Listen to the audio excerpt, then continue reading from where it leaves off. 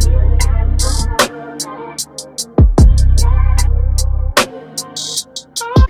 everybody, welcome back to my channel. So in today's video, I'm going to be talking about how I was able to get my hair back to health after experiencing some color damage in the past year. So I'm just going to be giving you all some of my top tips that I have, what I've learned, some of the products that I really think contributed to getting my hair back to health. If you're experiencing the same thing that I was, or if you're just on a journey to get your hair back to health, then you should just keep on watching this video. So first, I do want us to acknowledge this hair.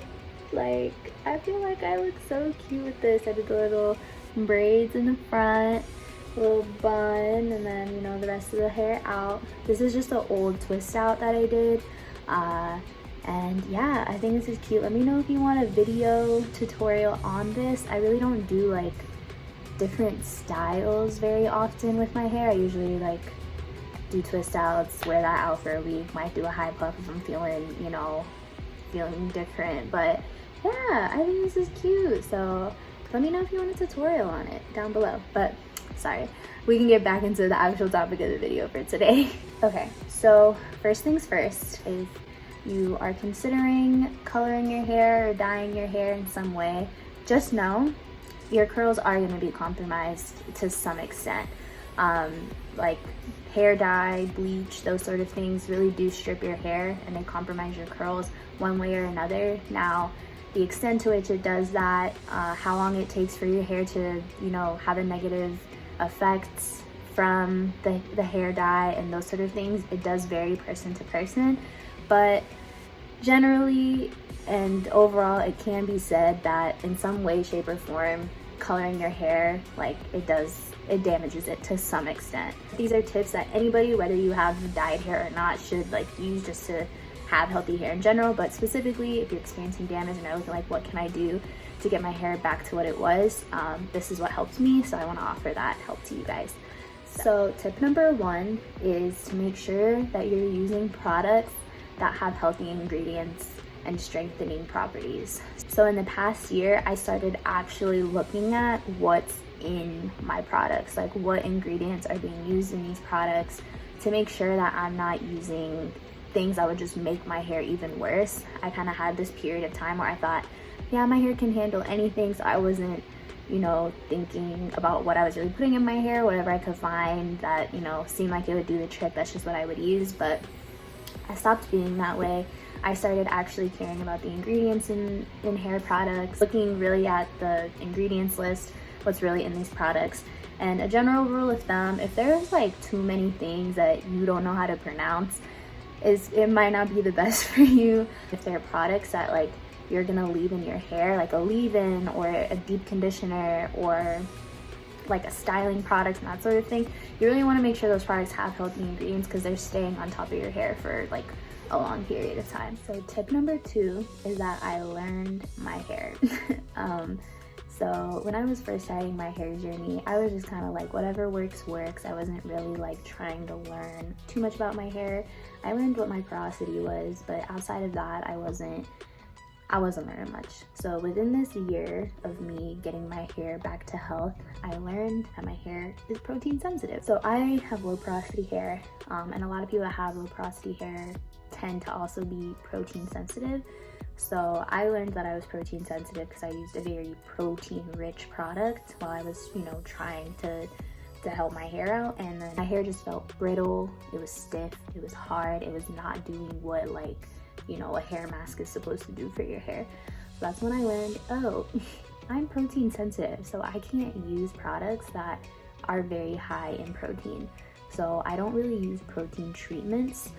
But if you are not protein sensitive and you are experiencing color damage, then I would recommend you using protein treatments. Just don't use them too much because you can experience protein overload. So you can use protein treatments like once a month max. But me personally, I can't really do that since I'm protein sensitive. So the Shea Moisture Making Black Castor Oil Hair Mask, that is a good example of products that people with protein sensitive hair can use because they contain enough protein and moisture balance within them for you to be able to use that and not experience like the brittle, stiff, and hardness that you can experience in your hair when you're protein sensitive and use a very protein rich product. So tip number 3, and this is a tip that just should apply if you're natural, like period, but is to regularly deep condition your hair. So I completely swear by deep conditioning. I think deep conditioning, like from the beginning of my hair journey, that was the game changer for me. I deep condition every wash day. That's it for me. That's deep conditioning is like, it's like no questions asked. Like I'm gonna deep condition my hair if I'm washing it. And that's worked very well for me as I've been able to try different deep conditioners. And so overall, you want to make sure that you're getting moisture back into your hair. So tip number 4, arguably one of the most important tips that I will have for you guys today, is to wear protective styles. Now, what I started doing in the past like 9 or 10 months or so, I just started doing mini twists. So I started making my twists a little smaller than I would for a regular twist out.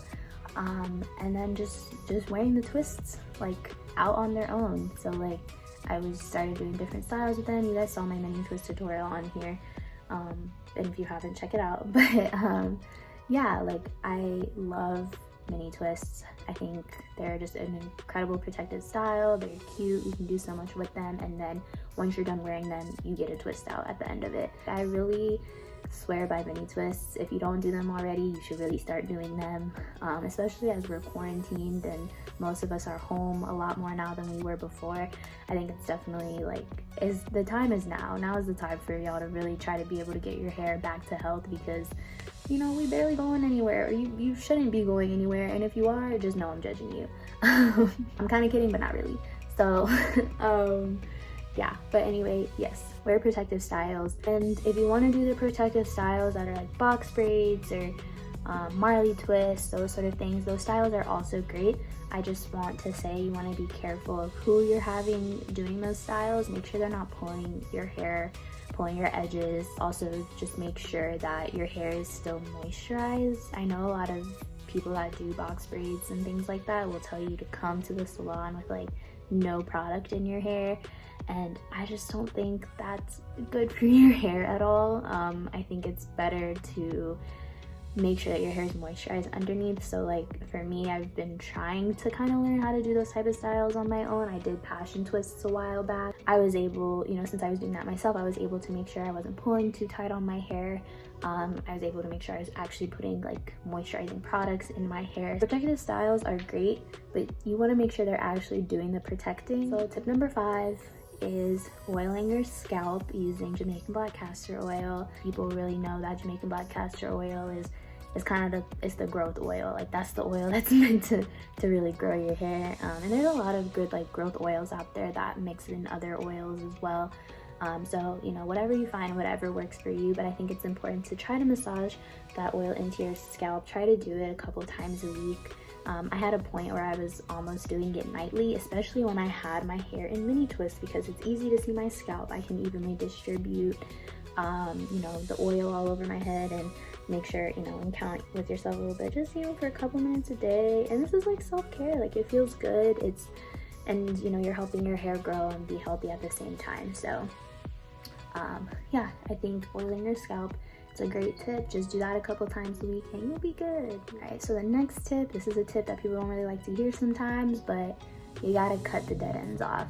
You just have to. Like once it's dead, it's really not coming back. I know there's products out there that are like, you know, repair split ends. You got a split end if you got a single strand knot. If you know you got just a dead end from damage, you have to cut it off. Like there's really no way to revert that. But for me, I was not looking to big chop. I had a good chunk of my hair that needed to be cut off, but I was not looking to big chop. So I just over time was just snipping at them every way I could. So like another great thing about mini twists, I told y'all that I love them. So like, you know, a lot of these tips have to do with mini twists. But a good thing about mini twists as well is like, you know, I recommend that, I'll just show this even though it's a braid, but you know, coil your ends when you're doing the twists, right? And then you're really able to see what's like dead on that twist, you know what I mean? Because if it's a little dead, it's not going to coil up as neatly as it should in the healthier parts of your hair. So if you see that, just cut it off. That's what I was doing for a while. Like anytime I just saw one, I'd just be like, all right, we'll just snip at it slowly, and gradually over time I've like gotten rid of a lot of the dead pieces that at one point were like this big, you know. Over time I was able to get rid of them. So my next tip is to use heat with caution. And I say with caution because I never like completely gave up heat. I didn't give up blow drying completely, but I do it with caution, which is why that was my tip. So like use heat protectant. Make sure you're not using your blow dryer on like the highest setting and hottest setting possible. Like it does, you know, make the process go by quicker, but you know, shortcuts and things like that are kind of the reasons why sometimes we get into these issues with our hair. We're trying to take shortcuts, we're trying not to, you know, do everything that we know is good for our hair. And so yeah, when it comes to applying heat and blow dry, flat ironing and straightening, do that by all means, just do it with caution. Me personally, I'm trying to stay away from that for some time now. Like it's been like, since I dyed my hair, so like over a year.